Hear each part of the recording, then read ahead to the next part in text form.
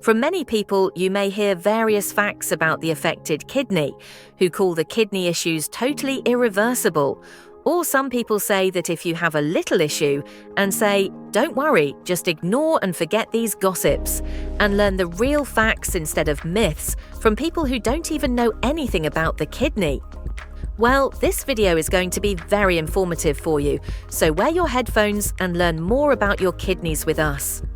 Today, we're breaking down what damage really means, what can improve, what can't, and where dangerous myths quietly harm people who delay care or chase false hope.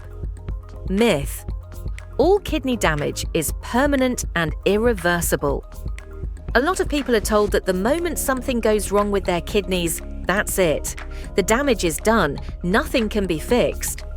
From that point on, every change in lab numbers feels like a slow countdown. This belief spreads fast because it sounds scientific and final. Kidneys filter waste, filters break, end of story. So people stop paying attention, they keep the same habits, they delay treatment. Some don't even go back for testing, because what's the point if nothing can change? This myth quietly turns kidney health into a dead end. It makes early warning signs feel useless. Swelling, changes in urine, fatigue, pressure in the back, these become things people live with, instead of signals to act on. The idea that all kidney damage is permanent removes urgency at the exact moment when urgency matters most. It replaces care with quiet resignation. Fact: some kidney damage can improve, especially acute injury. Acute kidney injury, often called AKI, doesn't develop quietly over years. It usually appears during a sudden moment when the body is under stress. A serious infection, severe dehydration, blood loss after an accident, a reaction to certain medications. In these situations, the kidneys aren't slowly failing, they're overwhelmed. Blood flow drops, filtration slows, waste builds where it shouldn't. What makes AKI different is timing. When the real cause is found early and treated correctly, the kidneys often respond. Fluids can restore circulation, infections can be controlled, harmful drugs can be stopped, blockages can be cleared. Once that pressure is lifted, kidney tissue may recover. Improvement doesn't always happen overnight. It can take weeks, sometimes months, but numbers can rise again. Energy can return, swelling can ease. AKI doesn't erase risk, and it doesn't mean the kidneys were never hurt, but it proves something important. Not all kidney damage is permanent. Some injuries are reversible, and early care can change the outcome. So now let's move to the next myth. Chronic kidney disease can be fully cured. People don't usually panic when they hear chronic kidney disease. Most lean the other way. Someone always knows a guy who fixed his kidneys. A video promises reversal. A comment swears numbers can be reset with the right herbs, fasts, or detox plans. It feels hopeful, almost comforting. The belief grows that CKD isn't permanent at all, just misunderstood. That with the right routine, the kidneys can be brought back to brand new. So appointments get pushed back, prescriptions get skipped, real treatment gets replaced with experiments. This myth quietly reshapes how people treat their own bodies. Chronic starts sounding temporary. Damage starts sounding cosmetic. Kidney disease becomes something to cleanse away instead of something to manage. The danger isn't only disappointment, the danger is time. Chronic kidney disease doesn't mean mild, it means long-term. It means the structure of the kidneys has already changed. Believing it can always be fully cured blurs that reality and delays the steps that actually protect what function remains. Fact: CKD is long-term, but its progression can be slowed. Chronic kidney disease moves differently. It doesn't arrive in a single bad moment, it builds. Year after year, high blood pressure strains tiny blood vessels. Blood sugar quietly scars delicate filters. Inflammation lingers, circulation weakens. Bit by bit, working tissue is replaced with tissue that can't filter the way it once did. That's why it's called chronic. The structure of the kidneys changes, and once that structure is lost, it usually doesn't grow back. No reset button returns damaged filters to their original form. But this is where many people misunderstand the truth. Not reversible does not mean out of control. Decline is not automatic. With the right treatment, pressure can be lowered, blood sugar can be stabilized, diet can be adjusted, strain can be reduced. In many people, this slows progression dramatically. Sometimes it holds kidney function steady for years. CKD isn't about curing what's gone, it's about protecting what's still alive and keeping it working as long as possible. And now it's time for the next myth. If you feel fine, your kidneys must be fine. Feeling fine is one of the easiest lies the body tells. No sharp pain, no fever, no dramatic warning. So the mind fills in the blank and says, everything must be okay. With kidney problems, that thought traps a lot of people. They're still working, still eating, still sleeping. Maybe a little tired, but who isn't? So tests get skipped, checkups get delayed, small changes in urine, swelling, or blood pressure get brushed off as nothing. This myth survives because kidneys are quiet organs. They don't scream when they struggle, they adapt, they compensate, they keep filtering even when a large part of their function is already gone. By the time obvious symptoms arrive, damage is often advanced. Believing that comfort equals health lets kidney disease move in silence. It teaches people to trust how they feel instead of what's actually happening inside their blood and tissues. And with kidneys, what you don't feel is often exactly what's doing the most harm. Fact: early kidney disease is often silent. In the beginning, most people with chronic kidney disease feel normal. They go to work, they eat the same meals, they sleep through the night. Inside, though, quiet changes are already happening. Tiny filters lose efficiency, waste clears more slowly, hormone balance begins to shift, blood pressure drifts upward. None of this creates obvious pain. The kidneys are built to compensate, to work harder when parts of them weaken. That ability hides trouble. A person can lose a large portion of kidney function and still feel fine. That's why early-stage CKD is so often missed. The damage doesn't make noise. It shows up on lab reports long before it shows up in the body. By the time strong symptoms appear, persistent fatigue, fluid buildup, breathlessness, nausea, appetite loss, brain fog, the disease is often already advanced, sometimes stage 4 or 5. At that point, options narrow. Treatment becomes heavier. Life changes. This is why screening matters.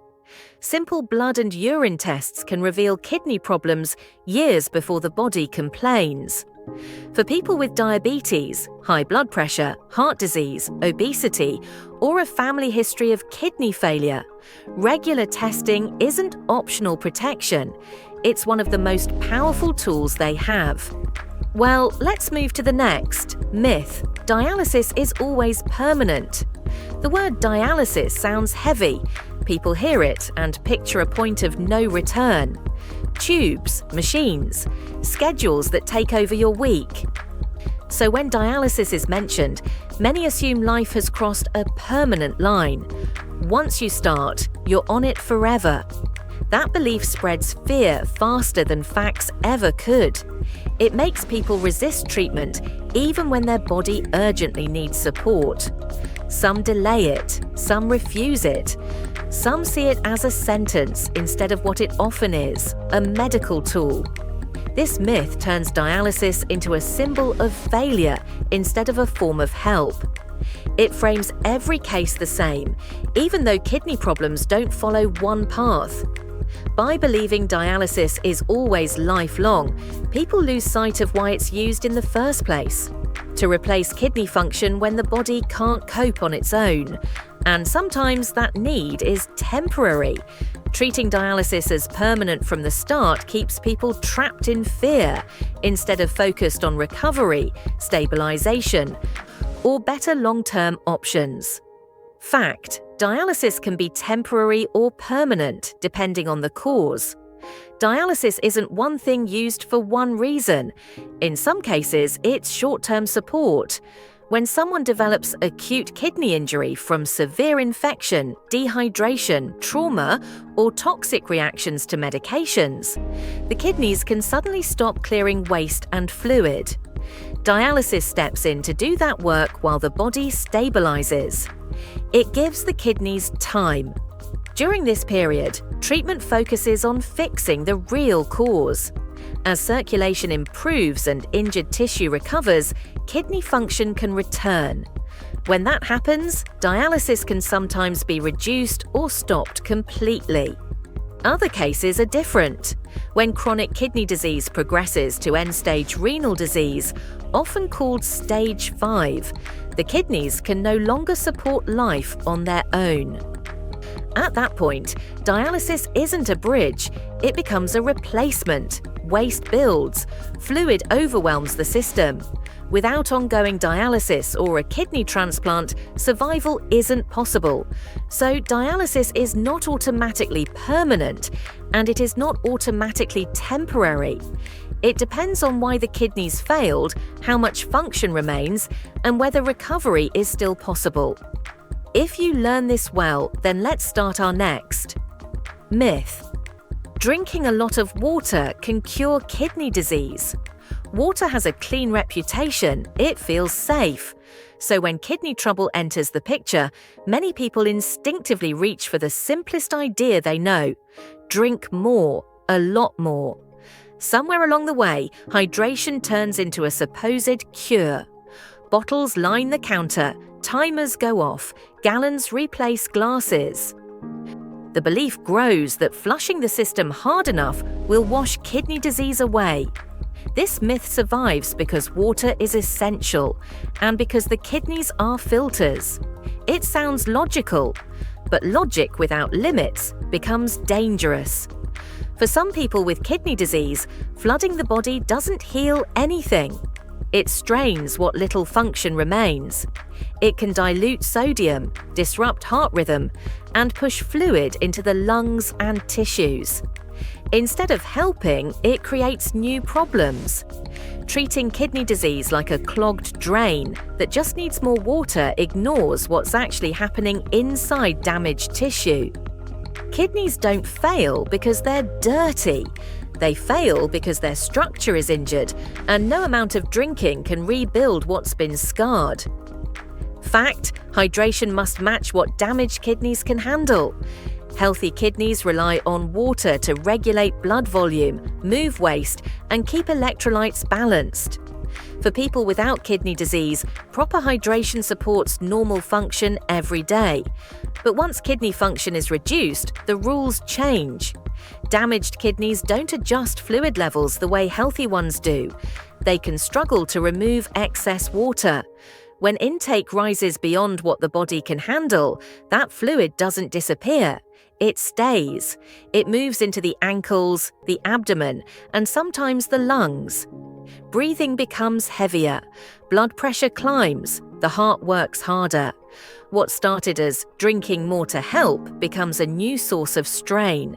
This is why water is not a treatment plan.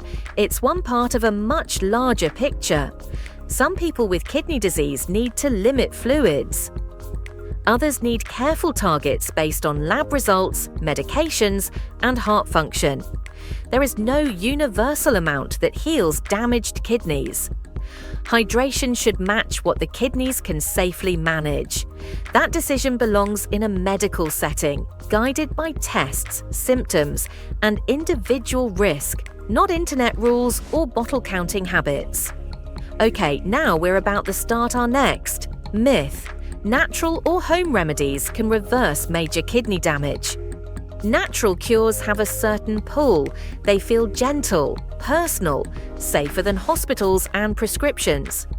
So when kidney disease enters someone's life, it's tempting to believe the answer sits in a root, a leaf, a powder, or a kitchen recipe someone swears saved them.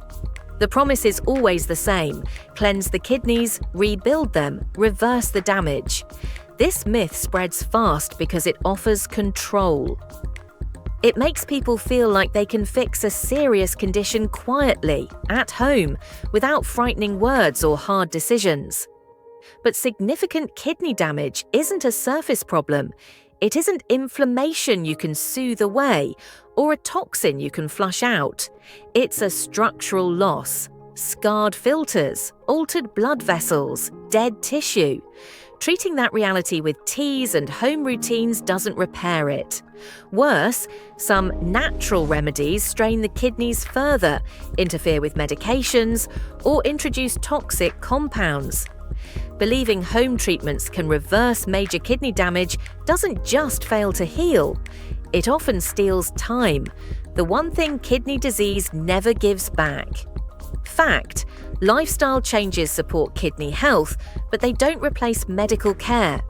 Food choices, movement, sleep, and daily habits matter deeply when it comes to kidney health.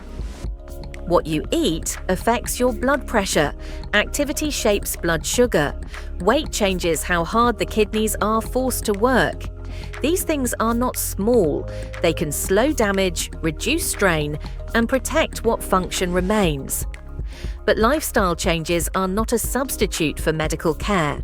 They work beside it, not in place of it. When kidneys are already injured, prescribed treatments exist for a reason. Blood pressure medications protect delicate vessels. Diabetes drugs reduce further scarring. Other therapies control mineral buildup, anemia, and fluid balance. Stopping them because a natural plan feels better can let damage accelerate quietly. Numbers worsen, toxins rise, fluid accumulates. What was stable can unravel fast. The truth is less dramatic than miracle claims, but far more reliable. Real kidney care is layered. It blends nutrition, movement, and habit changes with monitoring, medication, and professional guidance. That balance doesn't promise reversal, it protects function, it slows the decline, and for many people, it keeps serious complications from arriving years earlier than they otherwise would. Kidney health isn't about fear or miracle promises. It's about attention, timing, and informed choices. If this helped you understand what's real and what's dangerous, share it with someone who might need it. Thanks for watching, and if this countdown matters to you, then subscribe and stay with us.